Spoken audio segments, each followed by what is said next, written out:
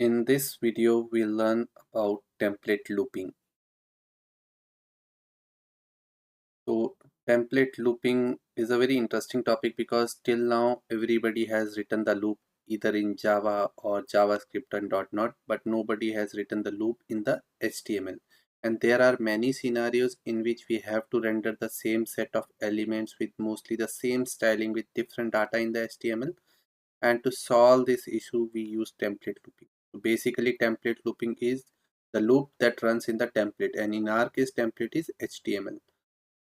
So LWC give us two powers, or I would say two directives to solve this issue. First one is for each directive, second is the iterator directive. So let's go and see the first one, that is for each loop.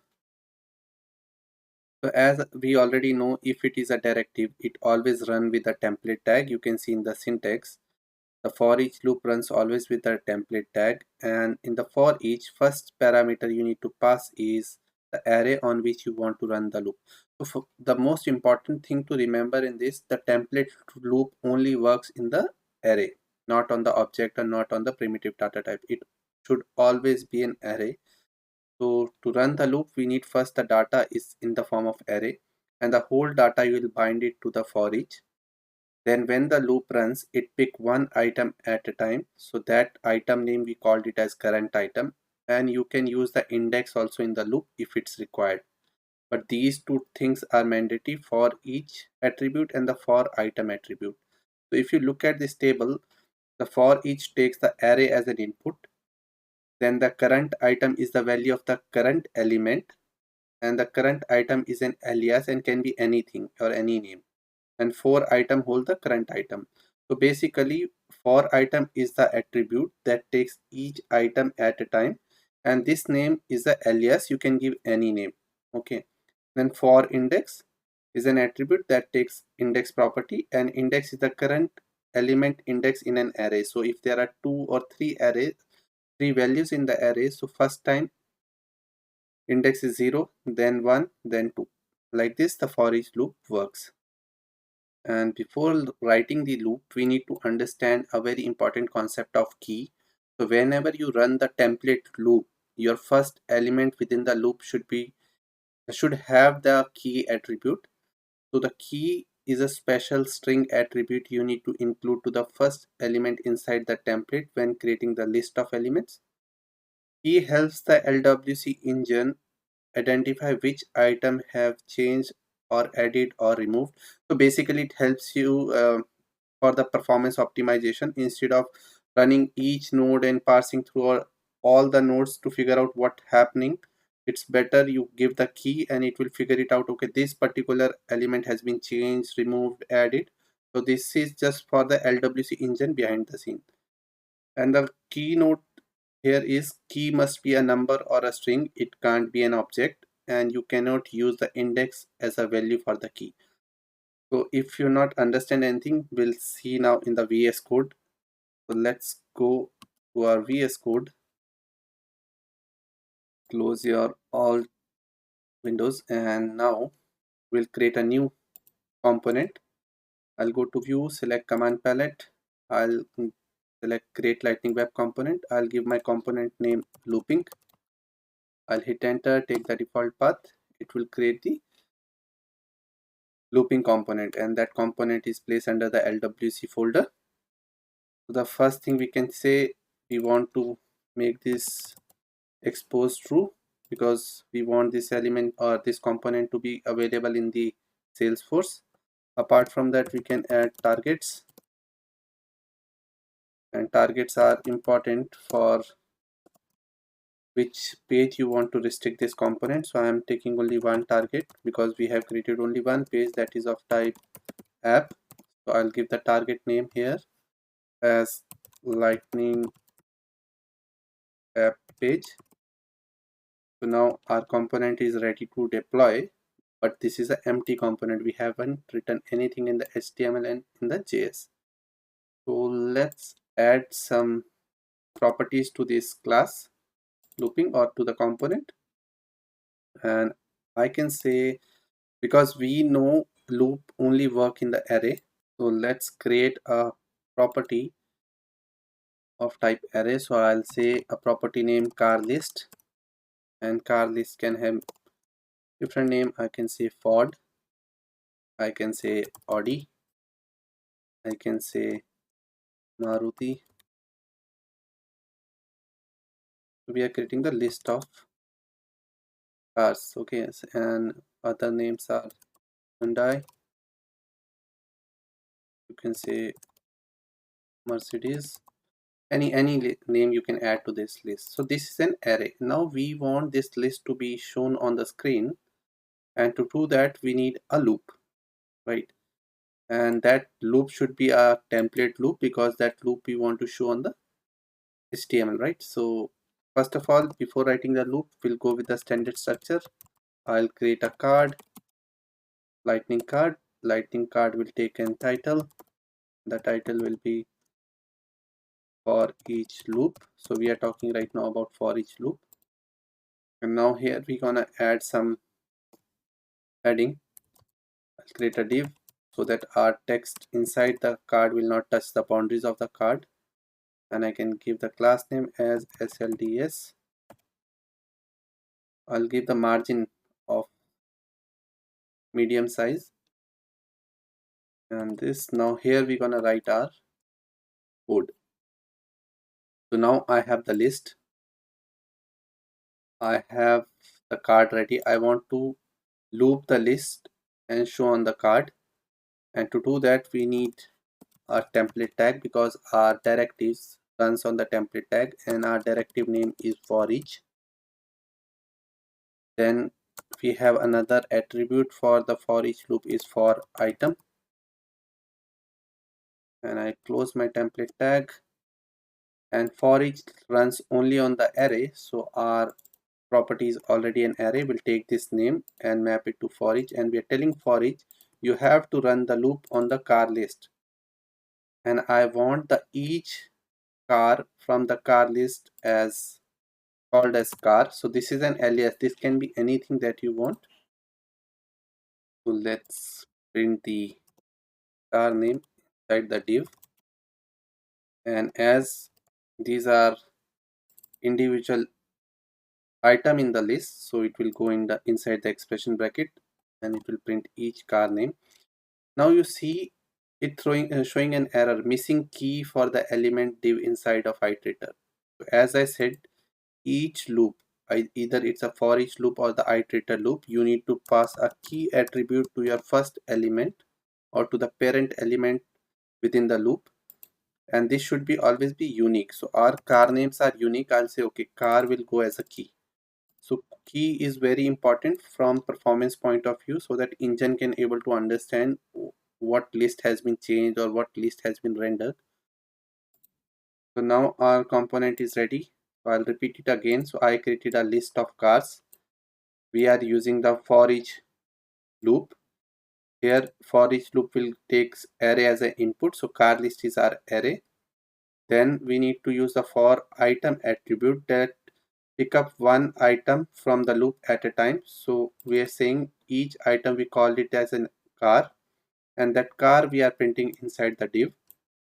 So the loop runs, suppose there are 5 items, so loop runs 5 times and it renders 5 times the divs, and the key should be unique, and key is very important from Salesforce performance point of view during the loop. So we are giving a unique name here. The car is unique, that's why we are just mapping the car as it is. And let's deploy this component. And to deploy this, I am running the same command, sfdx force colon source colon push, and I'll hit enter, and it throws an error. Let's see what's the error, and it's saying you have invalid targets. Okay, let's go whether I have entered the correct target or not. Here it should be underscore underscore. So now the target is correct. Let's deploy this again. So now the component has been deployed. Let's go to our org and let's open the app again quickly. Our app name is 02 Hero in LWC. So let's place our component. Now you You guys already know how to place the component. Click on edit page.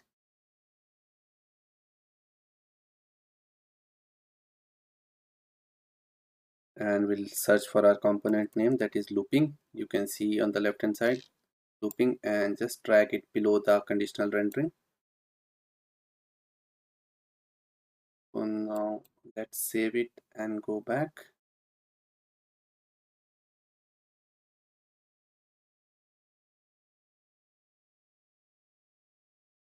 So now you see our loop is working fine and it's printing the data. So it's all printing all the car names in the list format and it's working totally fine. So our for each loop is running perfectly. You can add the style if you want based on your need. So there are some styles if you want, like if I go to our style lightning design system, I'll make it a little bit bigger. So lightning design system is a library, as I already mentioned. Here you can search for the design, search for vertical list. So select the vertical list. Here you will see all the list design without border, with dots, whether you want with the links and all. So I'll click on the right hand side around with space. So I can show the list in the box with the border. You just need to say show code, copy the code. Let's go back to our component, and in the HTML we'll just print it below the div. We'll take this car as it is. We'll remove all the li list except one, and within that we'll just replace it with a car. We'll take out the key and apply it to the ul element and remove our previous div. So we just copy paste the card that has already a classes that brings the border and the space, and instead of div now we are using ul and li, and it gives the border. So let's deploy it again and see the output. So now you can see the output. The lists are coming with the border and with proper spacing. So you can play around with the styling, and we'll talk more about the styles in the style section. So let's go to our second topic of this video, that is iterator loop. So iterator loop is also a looping for the templates, but it's a bit different from the for each, and the syntax is also little bit different. So to apply a special behavior to the first or the last item in the list, we prefer iterator over for each. So many times in the interview people ask when you prefer iterator over for each. So whenever you have a use case in which you want to attach something before the loop and after the loop, so like on the before the first element and on the last element, then we go with the iterator. Its syntax is like iterator keyword as an attribute, and as it's a directive it also run with a template tag. Iterator is the attribute. Then iterator name is the alias that you give or choose for the each item. Like in the for each we were having the current item, here it's a iterator name, and the array on which you want to run the loop. So I'll go through the table quickly. Iterator, it is a keyword to tell template that it's an iterator loop. Then the iterator name. Iterator name is the value of the current element in the loop. Iterator name is an alias and can be any name. Like in previous loop we saw car was our name, alias name. So this is the same thing. And the array. Array is the data on which we want to apply loop. And let's see what all the extra properties iterator gives us. So earlier we were just using directly the current item into our loop, but here to access the property we have a different approach. We will say first property is value. So if you want to fetch the value, you need to use iterator name dot value and then your property name. Then index is the same thing, like iterator name dot index. If you want to show something on the first iterator, then you used to call it iterator name dot first. It's a boolean value indicating whether this item is the first item or not. Similarly, we have a last property, a boolean value indicating whether this item is the last item in the list or not. So if it's a bit confusing, we'll go to the demo and see how iterator loop works. So now I'm back to my VS Code.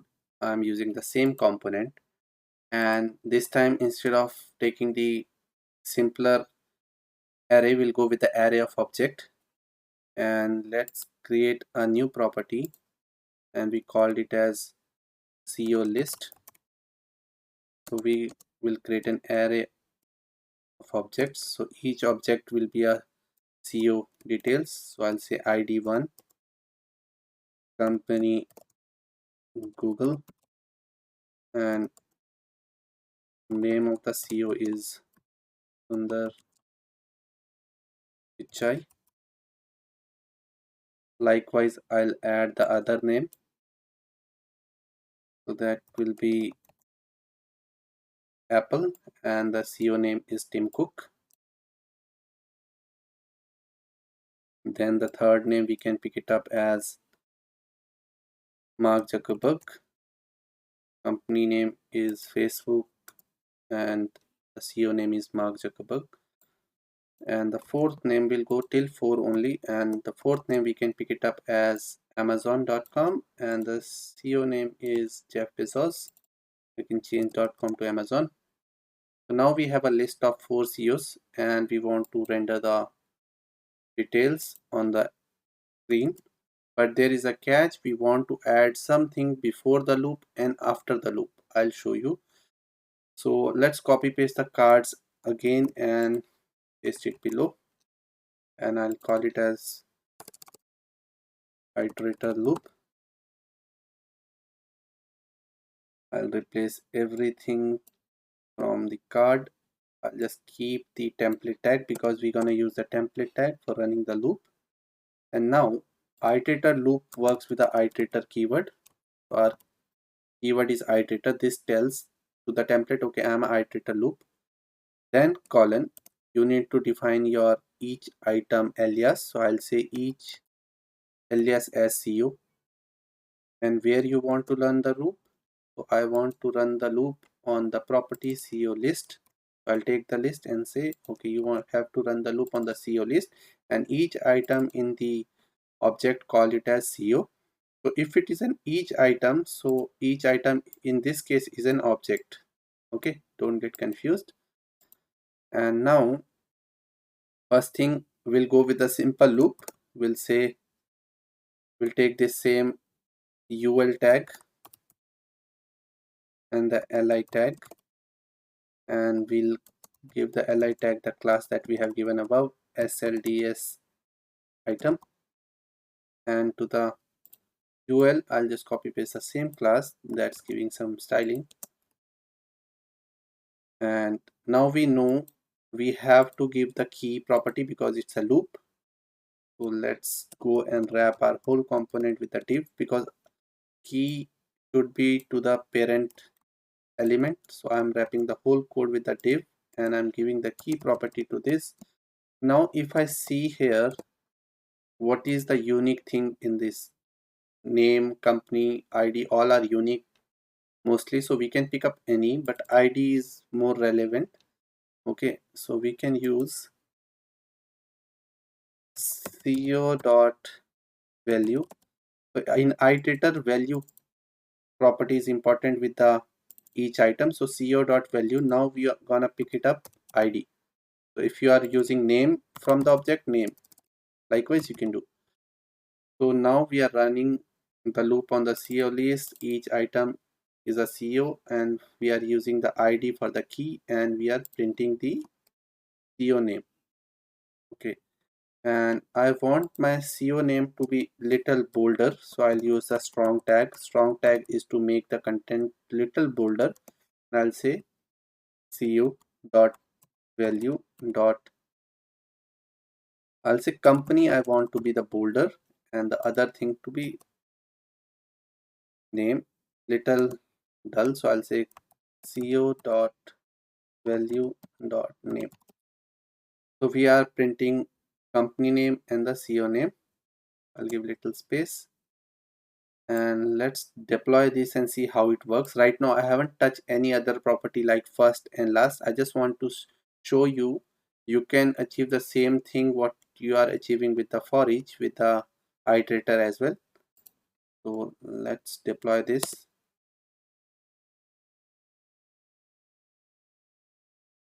and it's deployed. Now let's go to our browser.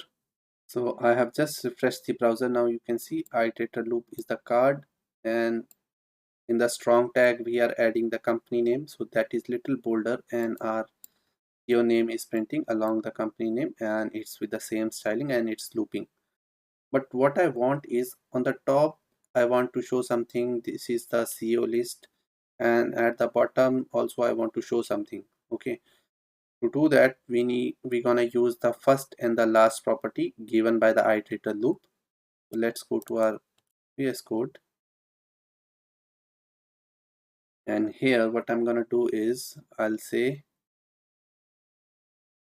before li tag I'll create a div,